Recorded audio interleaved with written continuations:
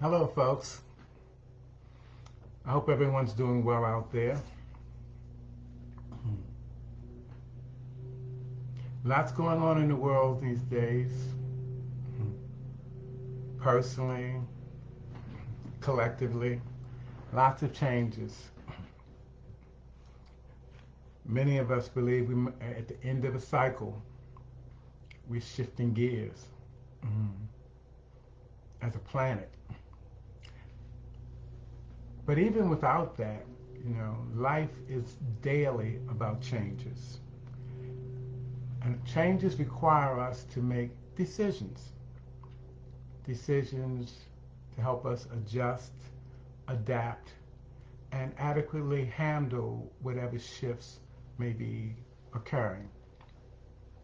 So in that vein, I'd like to talk a little bit now about decision making.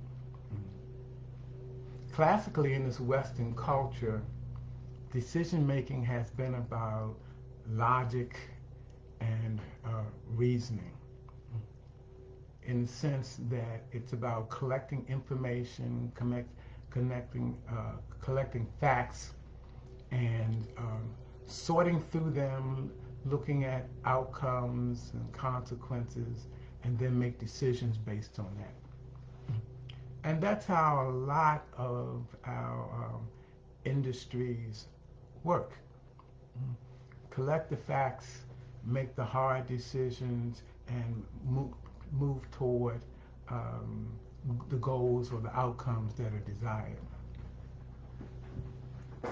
But that's not the only way to make decisions, and it might not be the healthiest, especially when you consider people. Because a lot of times when we're being thoroughly logical and rational, we're not considering the things that make us most human and make whatever we're working on most applicable to the welfare of humans. So what I want to pose to you is a more holistic way of making decisions. Yes, we definitely want to include rational thought in the process and collect some information, knowledge as appropriate. We want to get the mind involved in the process. But that's just part of it. To really make decisions holistically that are really applicable to our intrapersonal and interpersonal welfare requires that we attend to emotions.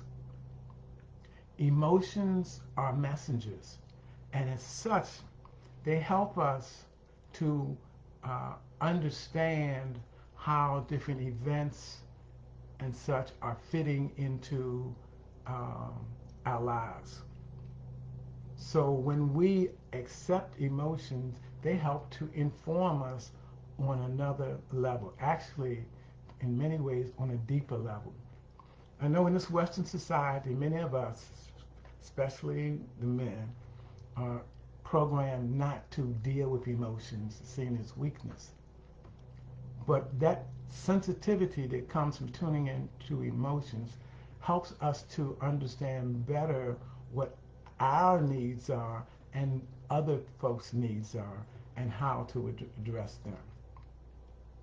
So to make good decisions, we want to tend to the rational. We also want to get the feedback from our hearts, from the emotion. How does this feel? What feelings does it bring up, And what's that about? How does this fit into the equation? Mm-hmm. So it's thoughts, it's feeling, and then there's a third part. The third part is the intuition or the gut. That way of knowing that is beyond rational thought. That way of knowing that is about being in alignment with our deeper selves and receiving messages from the universe, if you will. The universe is speaking to all of us all the time. And we generally do better when we listen. Because when we don't listen, the lessons become more and more dramatic. Mm-hmm. And they can, the universe is always trying to get our attention. And if we're not open to that can cause some serious conflict in terms of our mental well-being, our emotional well-being, our spiritual well-being, our total well-being. Mm-hmm. So it's learning to listen to our guts, learning to listen to our intuition, I mean, it can be simple as you're driving down the street in traffic and something tells you, go this way. And that's not your regular route, but something's telling you to go that way. And later you may find out, oh, there was an accident there, slow down, whatever. Mm-hmm.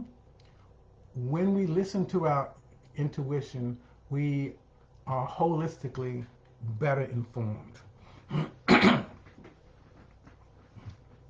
Now, there are some challenges in listening to our intuition because we all have biases.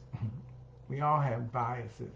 And if you're not aware of your bias, it's easy to think that what you're getting from deep inside of you is your intuition and when it's just your bias speaking.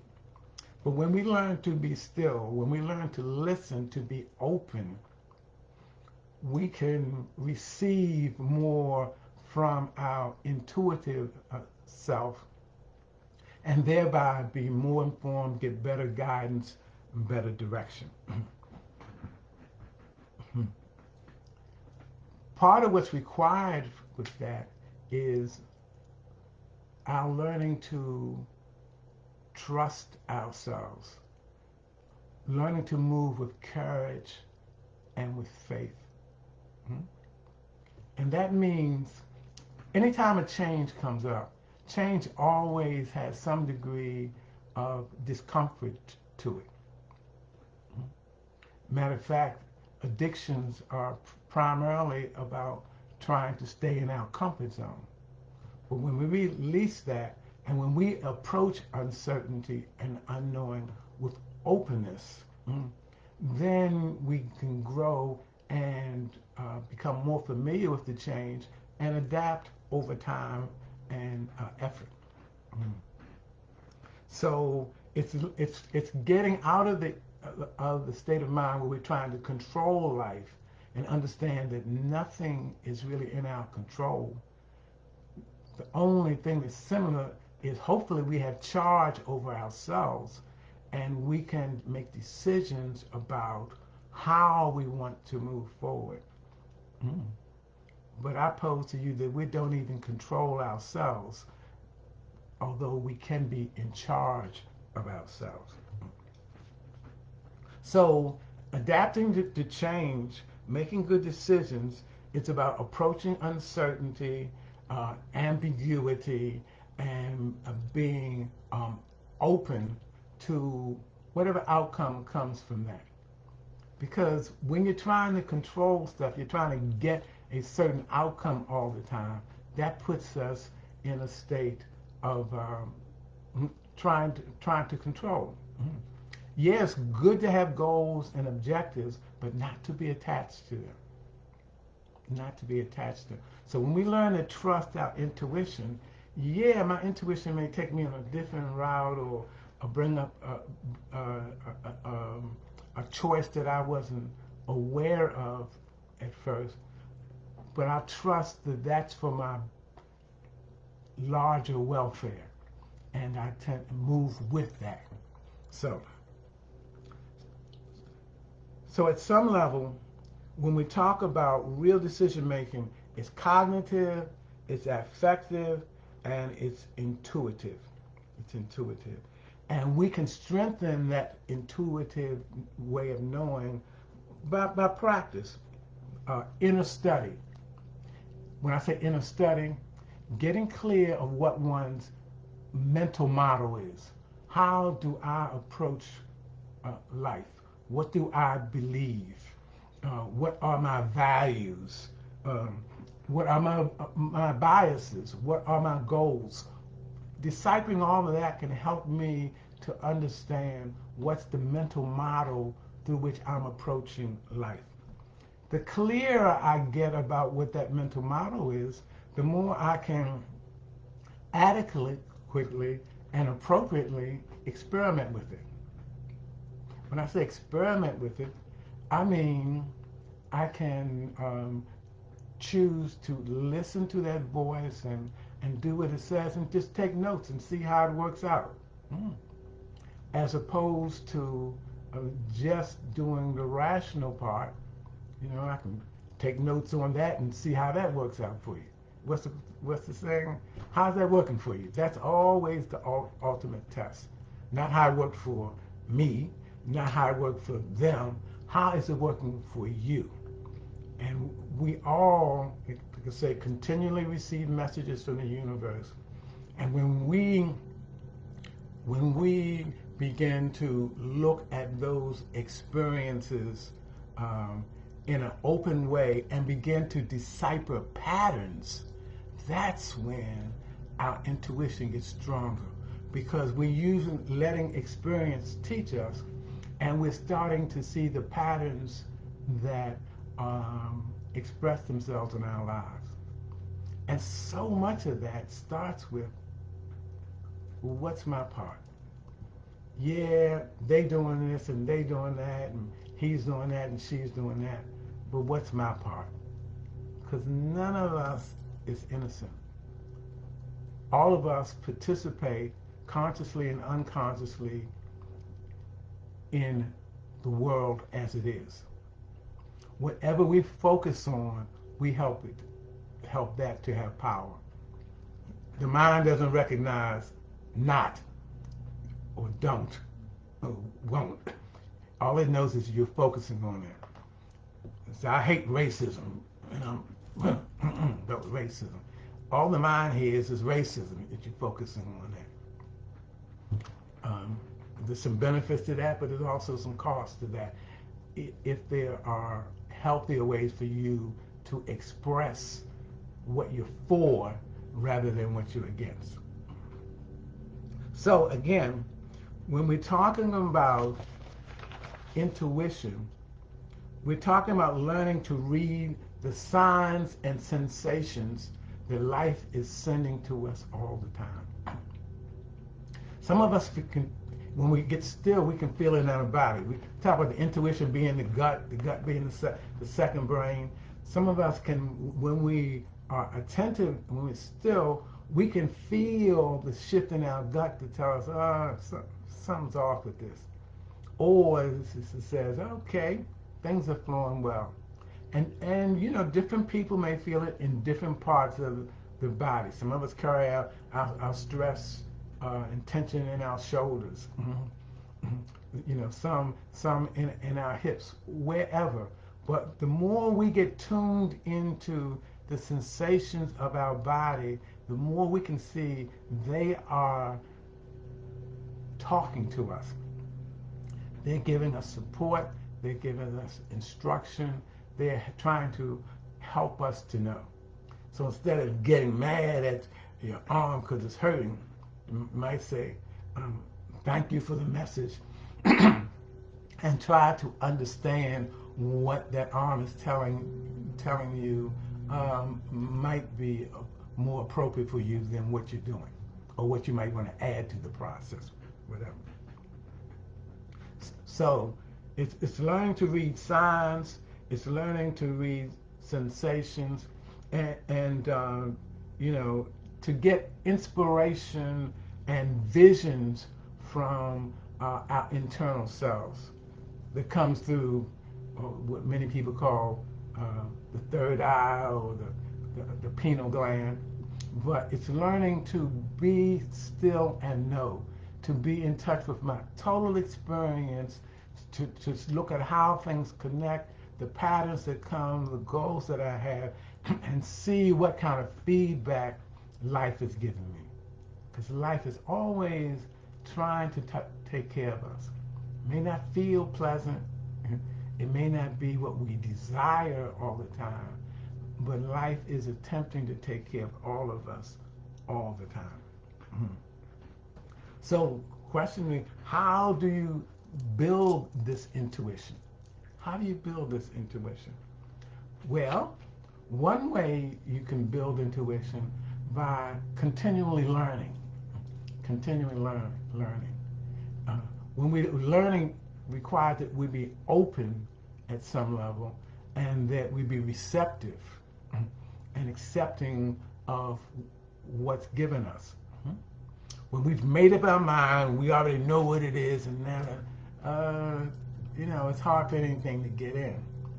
But when we are open to learning, to looking at things differently from a new perspective, or things we haven't experienced, that helps us to stay open to the influences that come through our intuition.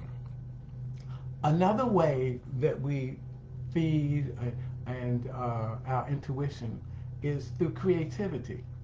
Creativity, because you know what creativity is. You go inside, you pull out something that may be very subtle, and then you express it overtly. Whether it's through a song or a dance or drawing or writing, but you express what's inside, what's internal, in the external world. So you're actually going inside and drawing from your intuition and expressing it outside. The more you do that, the more you sharpen your ability to tap into your intuition. And then a focus on trusting oneself, learning to trust oneself. So often we get caught up, we get locked into doctrines and dogmas and ways of seeing things, and it's really about our insecurity. It's really about our trying to fit in or not be seen as different or whatever. Mm-hmm. But when we learn to trust ourselves, that takes us to another place where we can be more expressive, more aware, and at some level it expresses a faith in who we are as divine beings. We're all from a divine source. And if I can move with that and trust that, that begins to take care of me, and I connect more with my total being. Because that's what we're talking about when we're talking about intuition. Connecting with one's total being. We are more than our minds. As it is, most of us live on the surface of our minds. You say that, the average person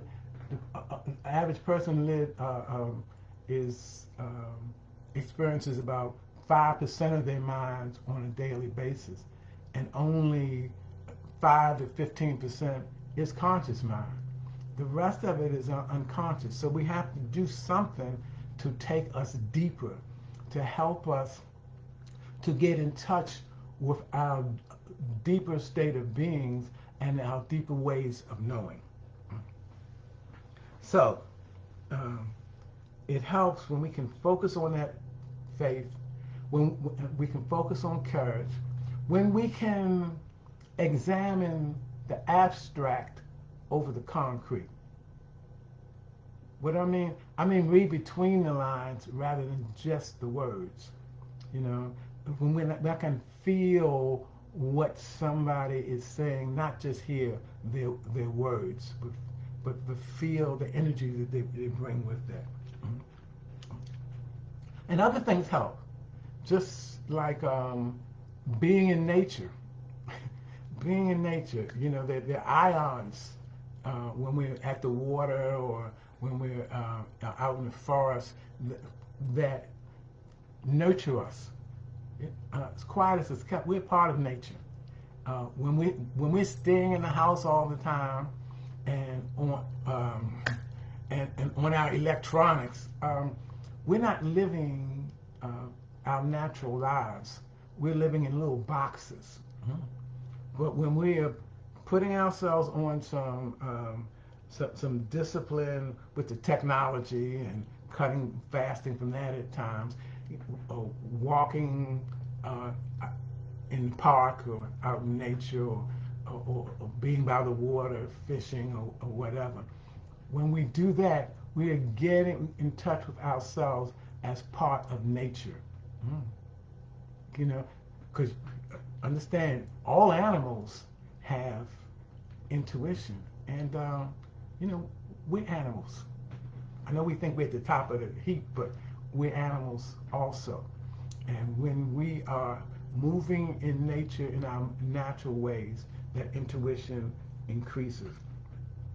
And you can also, you know, do things like journaling, dream books, vision boards. All those things help. One of the experiments I'd like you to consider doing. One of the experiments I'd like you to consider doing is asking for some guidance from your intuition.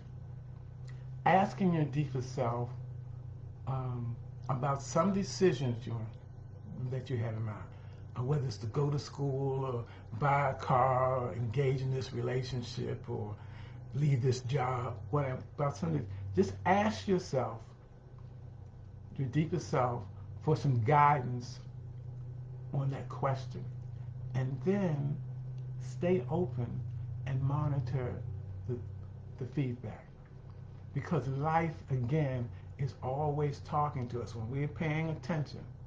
You know, you may walk past the television and hear something that's totally relevant, or speak to somebody you haven't spoken and hear something, or you know, or when you're scanning the internet, you just see something that's really relevant.